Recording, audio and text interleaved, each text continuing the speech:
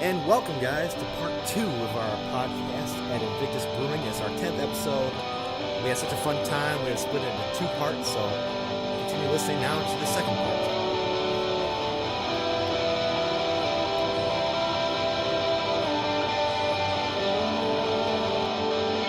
So, we've now won 2 games in a row.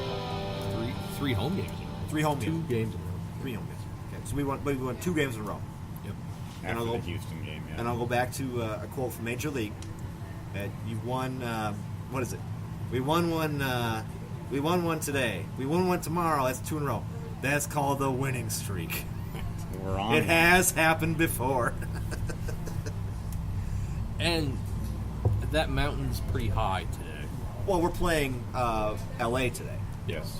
And we haven't done very well against them this year. Well, we honestly, I don't think we played them that poorly in LA. Mm-hmm. We lost 2-0. It is what it is. But we're home. We're home today. Yeah. But it's a Sunday night game. Right. Okay. And it's a weird. By the way, I understand they're scheduling it because they're LA fans are 2 hours behind us. Yeah, I get it. It's the stupidest time. Yeah. It schedules a game on Sunday Night. early evening or early night. What's 6 o'clock? Yeah. I mean, it's stupid. Yeah. So it's interesting. Like you said, you described the LAFC game back in LA earlier this season. It was a 2-0 defeat. We're not going to talk about it at length, but I mean, a 2-0 game that doesn't sound great.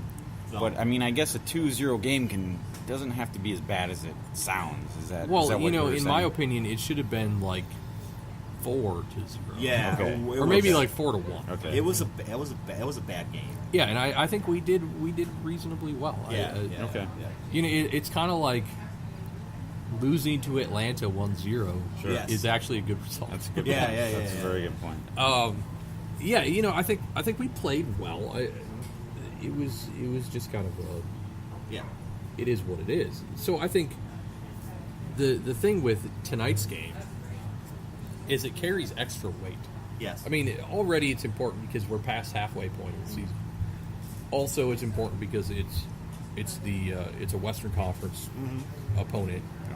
But yesterday's results are huge. So yesterday, Vancouver lost points. Yes.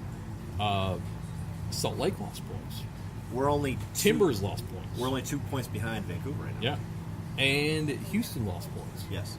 All 4 of those teams are within 4 points, I believe. Correct. Yeah. So we're talking about a situation where this game, a win today, it's huge. is huge. And specifically, a win, 3 points, would put the Loons right into the seventh slot. Yeah. Yeah. And the only caveat to that is is a couple points behind. Yeah, the only caveat to that is Houston has 2 games in hand. Oh, yeah. Well, will have 2 games in Yeah. hand. Yeah. But a win would for sure put us in 8th. Yes. Right. Theoretically, I mean, it would put us in 7th, but with Houston having 2 games, Yeah. Yeah. that's a challenge. Is this one of those games where you walk into the stadium tonight a little bit nervous because the Loons are sitting at 25 points and the LAFC that they're near the top at 35 points? Does that scare you? But I mean, it does because LA's very obviously a better team than us. Yes. Yeah. Yeah. They have Latif Blessing and I can never say his name. It's let me get it here. Diamond, I believe is how you pronounce it. They both are in that 6 goals, 6 assists, I think, category. So not only do they create goals, they score goals. You have a team that hasn't lost a game in 6 matches. Yeah. On top of that, those 6 matches, 4 of them have been wins. Mm-hmm. wow. I mean, LA is the Atlanta of the West. Of the West, yes.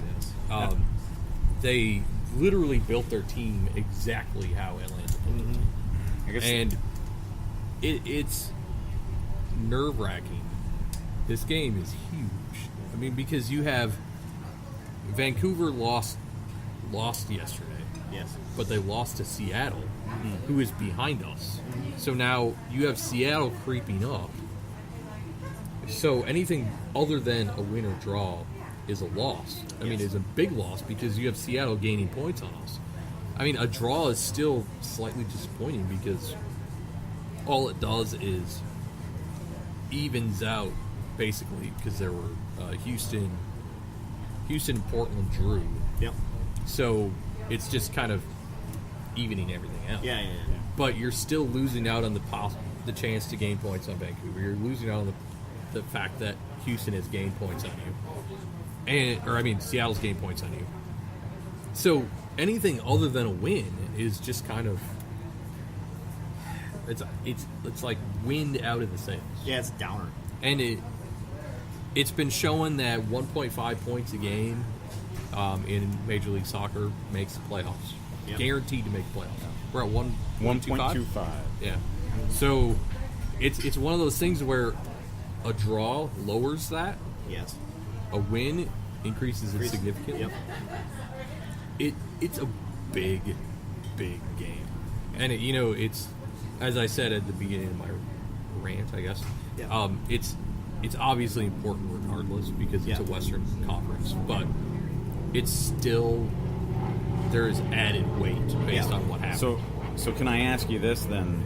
After your rant there, why should I, if I'm going to the match tonight, or if anybody's going to the match tonight, is there another reason to be optimistic other than the fact that it's at home? And the Loons have been good at home, relatively good at home this year. There's a pretty good chance we're going to see Romario Ibarra. He's available. Is he going to play tonight? Okay, well he's available. That's good. That's a good reason. So, and he's 23. I mean, they've not to get into the new signings yet, but it's a good segue. He's a new signing that they have a lot of hope for. Yeah. He's one of those guys. He doesn't score a lot of goals, but he's that dynamic. Not to steal from the press release of Gomez, but he's that dynamic player who plays on the left wing where Gomez is, who can make a big impact offensively. He plays in Ecuador. He plays for the Ecuador national team, so he's got some pretty good experience playing in CONMEBOL. He scored 2 goals in CONMEBOL against Argentina and Chile, 2 very good teams. Yeah. So that's something to be optimistic about going into this game. The fact that we could see, at least as a substitute, seeing he who should not be named disappearing from our roster. Hopefully. That's a good segue, guys. Let's break here. We're doing 2 breaks today, which is crazy for our podcast. I have to take a piss. Yeah, so do I. Usually do 1. So we're going to do our thing for a little bit, and then we'll come back. We're going to talk about the signings, and then we're going to get into some other things. So we'll be back.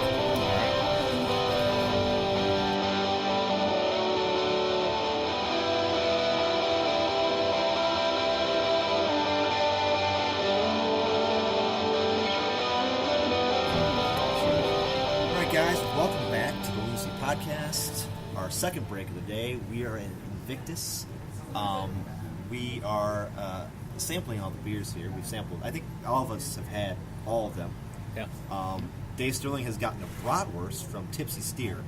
Yep. Which he's not going to eat till we're done, and it looks delicious. But the fries are fantastic, and it looks delicious. I'm salivating right now. That's understatement. It's IPA mustard.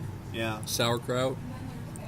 I don't know what to tell you about the fries, but they're fantastic. Yeah, Tipsy Steer. I've heard a lot of great things about Tipsy Steer. I'm going to have their food at some point. I think me and my family will come up here and enjoy some beers and some Tipsy Steer. But for now, I'm going to not eat anything today. I'm going to drink my lunch. We ended off on the last game they won. Now let's get into the signings a little, because they signed 2 players. Yep. Romario Ibarra. So we have another Ibarra coming to the team. Yeah. Which is interesting. And Angelo Rodriguez. The reason I like Angelo Rodriguez is because my dad's name is Angelo, so it's about as much as I can think about him. But I wanted to talk about the highlight package that the Loons put out for Angelo Ramirez. Right. Mixtape number 1. Right. Which tells me there's a mixtape number 2. But I watched the whole thing, and it was pretty much all penalty kicks. Yeah, I think they had 5 or 6 shots, and 3 of them were PKs. Yeah. So your mixtape is 3 PKs. Right. Whoop-dee- Which, you know, are what? whoop-dee-doo. 90% convertible? Yeah. Whoop-dee freaking do. Now wait a minute. I don't know if I can sit here and listen to you to complain about the highlight package, because I think it was just a 4 or 5 episodes ago you were complaining about how there maybe wasn't a highlight package for our last designated player. Yes, I complained about Darwin not getting a highlight package. Yeah. I also complained the fact that they did not talk up Darwin at all when they signed him. Okay. At least this one, the Angelo Rodriguez, they put out a highlight package for the guy. Okay, Right. They at least did something, but it was okay. It was not good. Did they have music to it? Did they have music? Did they You know, kinda do some I things always to it? watch stuff at work, and I have it on. I don't think they don't did know. music to it. It's like it was like a bunch of shots put together. Yeah. Maybe they heard our podcast about Darwin not getting a highlight package. Maybe that's why they did it. But I'd like to think that's the case. I doubt it. but probably not. But they did talk about him. Right. Okay. So let's talk about Ibarra first. He is from Ecuador. He's 23, so he's a young guy. Yep. He's a left winger. So guess what? He could take over for Gomez. That would be the logical place. I would hope that he's better than Gomez. Here's the thing. Interesting bit of information about Ibarra, or Mario Ibarra, is that he has never played further back than the left wing spot. Okay. Which means he's not a wing back. Yeah. So if we're going to play the 3-5-2, Yes. which we've actually looked pretty good at, We've looked very good with 3-5-2. Ibarra doesn't fit in that unless you're going to give up a central midfield position, Okay. which we all know has been a hot spot anyway. Yeah. So you're probably still going to see he who shall not be named He's still going to be on the pitch with Ibarra? if they would do what I would do. Yeah. So if they would do what I would do, Well. it would be Kelvin Common Boxel. Yeah. And you would have Gomez as the wing back. Then you'd have Mario Ibarra. Yeah. And then you would have Warner, Schuler. And then you would have Miguel Ibarra. Okay. And then up top, Quintero and someone. 2 points. One is Miguel older than Romario. Yes. Okay. By So let's call 4 years. Let's call Ibarra Loon Ibarra. Let's call him Ibarra Senior, and call the other Ibarra Junior. Okay. Ibarra Junior, Ibarra Senior. It makes it Okay. easier. Okay. 2, it saddens me that you think that even with this signing, Gomez is still going to be on the pitch. Well, and so here's the thing, because, I can't get over the bitching about Eric Miller enough. Well, yeah, you didn't like that. So, yeah. Eric Miller was traded to us Yes. because Colorado Rapids switched to a 3-5-2. Yes. And Eric Miller sucks in a 3-5-2. Yep. So, ironically, we trade for a guy who can't play in a 3-5-2.